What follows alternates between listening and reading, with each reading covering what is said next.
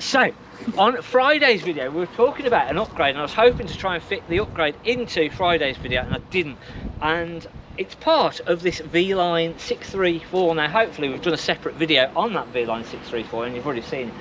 But that has got a bit of an upgrade, which we were hoping to come back to on Friday's video, and I never really got a chance to come back to it on Friday's video, so let's look at it now.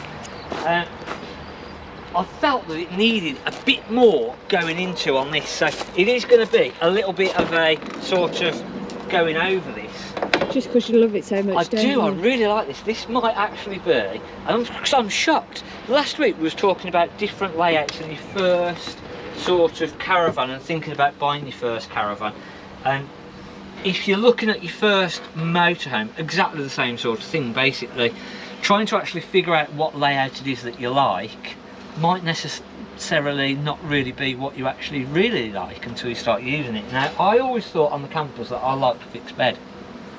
Problem with the fixed bed on the campers is it gives you a small little dining area at the front, and it's a bit cramped, and it doesn't really make a bed, and it's not that comfortable during the day. But this is really, really nice. It's got loads of room. You can lay out, you can put the TV, you can use it as single bed, you can make the double bed. You've got a nice washroom, you've got a nice kitchen. And the more that I sort of sat in here the other day, the more I realised that actually this would be a better camper for us. This would work really, really well. So I think what you've got to do is, if you're thinking about buying a caravan or a camper or a motorhome, go and spend as much time as you possibly can in there. Just the finish and everything in this is really, really nice. I do like this a lot. Now, something that when I was doing the video that I sort of noticed was that these pillows were like really heavy. And actually, when I took it apart, I found that they've got bigger pillows squashed into smaller pillows, and what that actually doubles up as, they're like the pillows squashed into smaller pillows. Yeah. So you know, when you've had like a pillow job and you've had bigger pillows squashed into your smaller pillows, that's what they've done with these. They've upgraded the pillows. They've got bigger pillows. So they've had a pillow job. But what it actually means, so basically what I mean is that they've got a bigger sort of normal goose feather pillow, duck feather, whatever they call it, and they've squashed it into this little square pillow. But that now actually really, really nicely doubles up as your normal sleeping pillow. So you've not got to take the sleeping pillows away with you. As long as your head's only that big and you don't need a bigger pillow, that is perfect. So it doubles up. But I had to undo it the other day to see why it was so heavy, and it's like, blimey, if you had a pillow fight with these, you're going to knock each other out. Maybe we should have a pillow fight with Isabel afterwards and see who knocks who out, and you're probably just all going to knock me out. But yeah, I like this a lot. He likes this a lot. I like it a lot. I like it a lot. Nice washroom, nice big. That fridge freezer, I think, is part of what is swaying me. I do like it. Just so you can fill it up with ciders. Yeah, exactly. So if you didn't see the proper sort of review video with all the information, hopefully, about this, it's popping up now, hopefully. So yeah, very much like that. The Swift Bolero, so again we're going to have a look in a proper motorhome, so that's more of the camper van. So the proper motorhome, which is sort of on the camper van side, it's locked. Why is it locked? There he is. So this was sort of my, in a camper van, the sort of layout that I liked in the camper van, with a fixed bed on the side. The washroom would sort of be in the middle, and then you get a small kitchen, but you've got a small little lounge at the front. And actually, I think usability, it was a little bit cramped, which is why I like that layout. But in a bigger motorhome, I like this layout. This is a good layout, proper fixed bed, 2 berth. You haven't got travelling seat belts, so no travelling seat belts. But yeah, really nice this. I like this a lot. I like it a lot. Nice good washroom on the side, nice kitchen, nice big fridge freezer. So a good layout, but again, it's not going to suit everybody. Some people don't like the fixed bed. Some people, after their first van of saying, I don't want a fixed bed because it takes up all the space, end up buying a fixed bed afterwards. So We've got some specials on at the minute. So the little Challenger, I think this is now 8,995. Whoa. So That looks again, good value for money. a nice little 2-berth, and again, it's been a bit slower on the 2s. 6 berths have picked up a little bit, but we haven't got many 6 berths, but still not sort of crazy busy. I thought that the family vans might have picked up a little bit more, but actually it's been fixed beds. But again, that's sort of what we've been concentrating on buying in. But lovely 2-berth, good little starter 2-berth. So again, if you're after something that's not too big, this is a good one. 2012, 1410 kilograms maximum there, so still a fairly decent weight. Nice microwave now. So this brings me to my next sort of thing, is that the Bessicar that came in, when it came in, the microwave was no good, so we ordered a new microwave, and that has now arrived. They don't last long, do they, microwaves? No, so basically the air gap around the microwave isn't big enough for the microwave, so if you try and sort of cook a jacket potato or something like that, anything over about 1.5 minutes, 2 minutes, the microwave's just going to give up on you over time. Dunelm, this is where this came from, 60 quid. They do a silver one as well, but I quite like the black one. Yeah, I've got that black one. Yeah, I thought this might match in quite well. So this is for that Bessicar. Now, it had already been removed out of the Bessicar because it was faulty, and sometimes you can actually repair the old microwaves, but it's not worth mucking about. It's just easy just to buy a new one. And then chances are it probably won't last as long either, Yeah, will it? possibly. So, this was the culprit. Yeah, see, it goes with the fridge, doesn't it? The black, Yeah, I it's think. sort of all tied in with all of this lot. So this one's just got a little cover on the top on magnets. We have got to then put in a little plate at the top that will hold the microwave in place. All right. But at the minute, I haven't got time, so I'm just going to put it in place and let them sort it all out. So I took the wires back up. So this gap here isn't big enough. There's not enough airflow in this gap, and this is the same with every caravan and motorhome that's out there. That gap isn't big enough. When you read that manual for that microwave or any other microwave, I hope it fits. I hope we've not gone to all this now. It doesn't fit because I've not measured it. I was thinking it. I'm going to look really stupid on there for this to fit.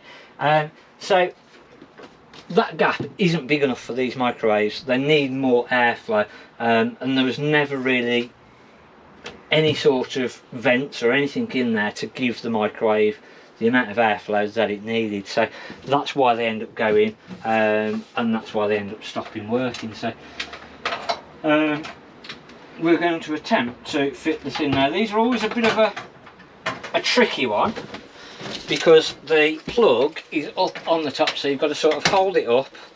The length of the cable probably isn't going to be long enough to be able to actually get into the plug socket. Oh, it is! Look at that! Even with the microwave there, I thought I might have to have gone closer, but I didn't. So we've got that in. We've got to just realistically tape that in. That should be taped up. So again, we want to make sure that any wires are suitably out of the way. And I'm trying to do this quickly, just so that I can sort of show you how easy it is to actually swap your microwave. This will then potentially go up and in. Oh, like a glove, like a glove. Got two little feet. Now sometimes when they're not the original microwave, the feet might need swapping, and this is going to very probably need the feet swapping. So to on make the it bottom, higher, or no, just the location. So if you can have a seat there, the brackets that the feet sort of sit into just need moving over to the left very slightly, just to keep it exactly in place, and just raising up very slightly. That's going to catch on there. So as I say, I'm not doing a full proper sort of fit in job, and that is 99% of the time you're going to end up having to adjust things, because trying to get the same microwave that was actually fitted is neon impossible. And there are some second-hand ones that you'll sort of see, and again, normally on the microwave you'll see a little sticker on the back that will tell you what microwave it is and what you can search for on Google. The chances are you won't get it, so it's then trying to find a similar one that sort of does the job.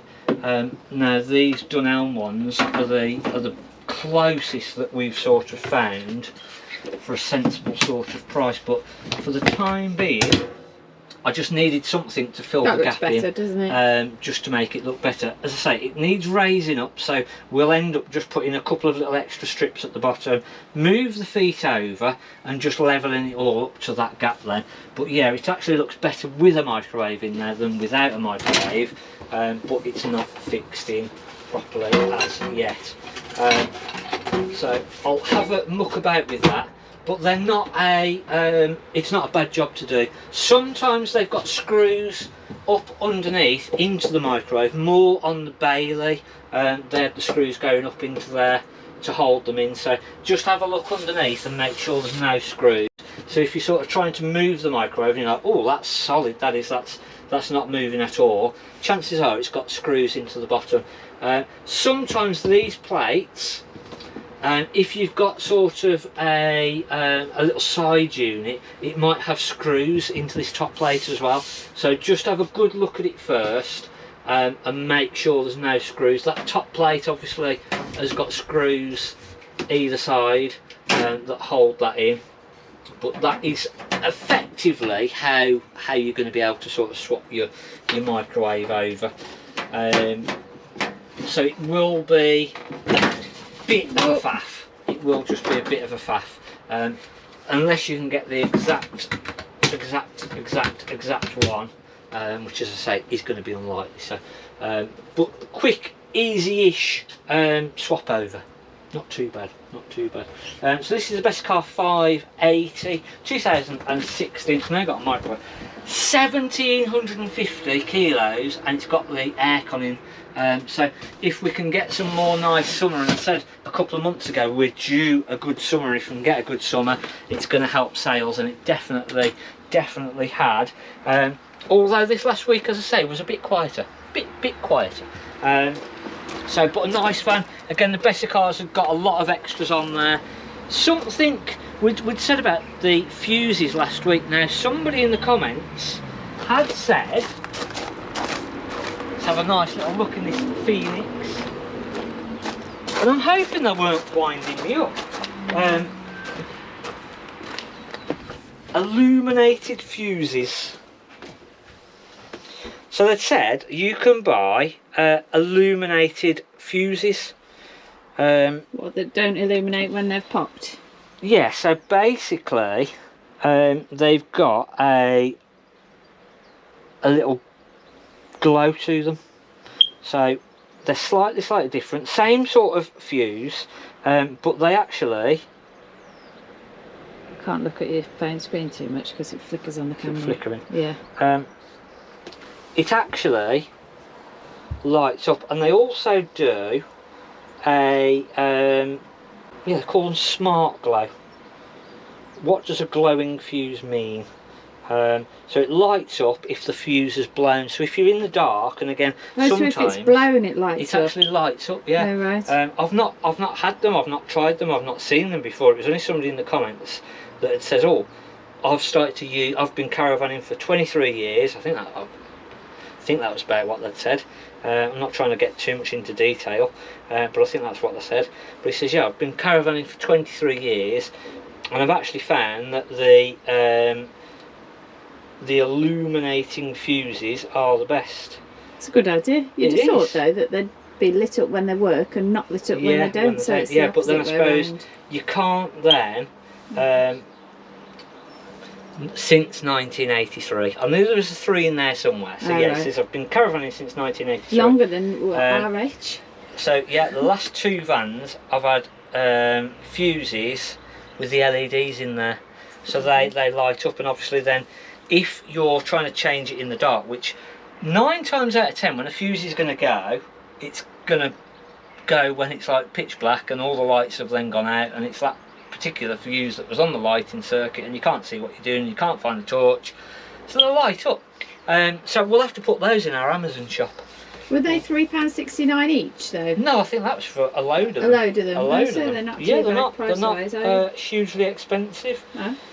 So let me just have a quick look. That was for 3, 4, 5, 7, 10, 15, 20, 25, 30 amp, £3.69. That's a pack of 5.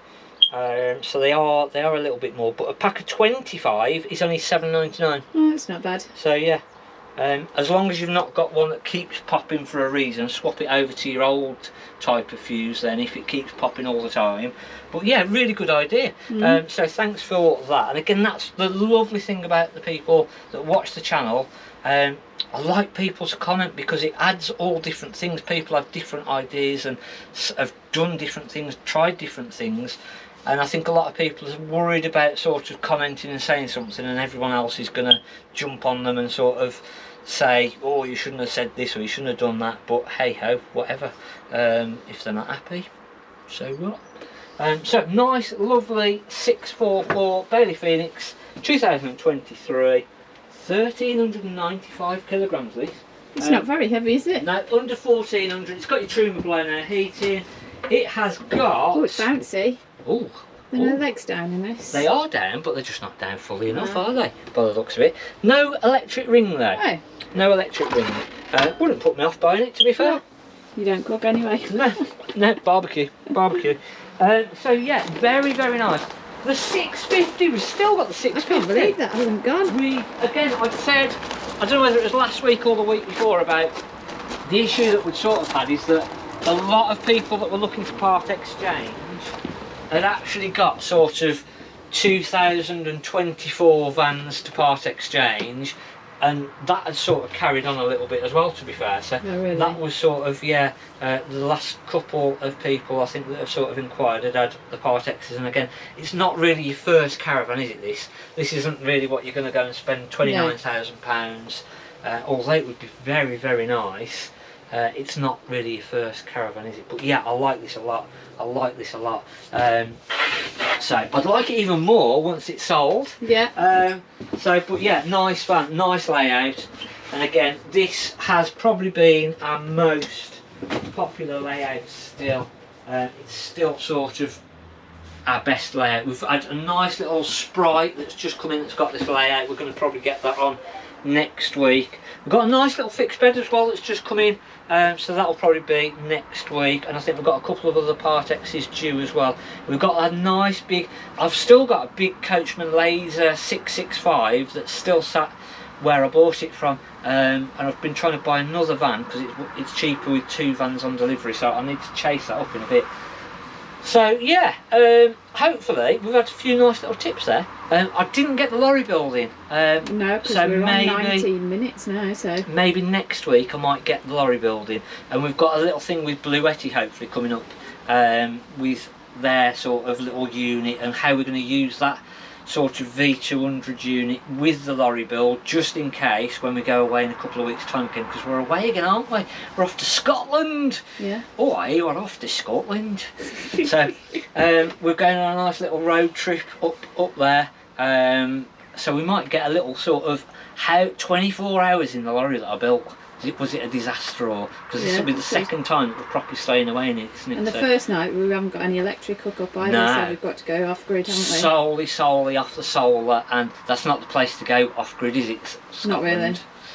So wish us luck. Hopefully you've enjoyed the videos. If you've tried those little LED fuses yourself, let us know in the comments.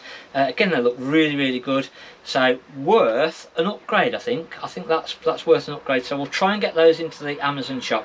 We'll try to put a link in the description to our Amazon shop of where you can actually then go and buy those, because I think that's a really good little upgrade for you to do. So this video might be called the best upgrade that you've ever done on your caravan. It's all thanks to our friend in the comments from last week, so thank you for that. Much appreciated. So if you've got any good ideas for us to tell everybody else and say it was our idea, let us know in the comments now, and then we'll see you next week. Thanks for watching on Mark at the Caravan Place. Give us a thumbs up, hit the subscribe button if you've not already, and drop us a comment. Thanks for watching. We'll see you next week.